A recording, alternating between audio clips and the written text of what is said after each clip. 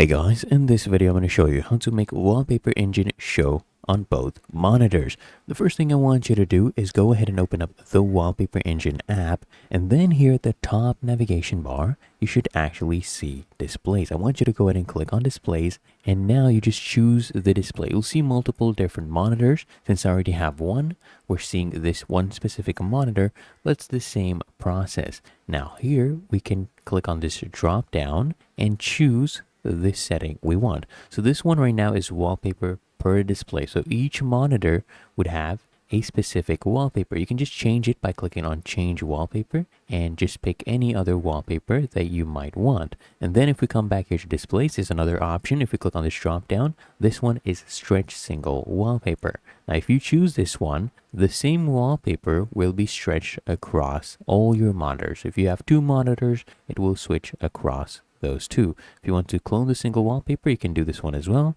So that same wallpaper will be on all your monitors. If you want to go ahead and set up your monitor settings, click on settings. And then what I want you to do is go ahead and come here, click on general. Then if you scroll down here, you should actually see this section that says Windows.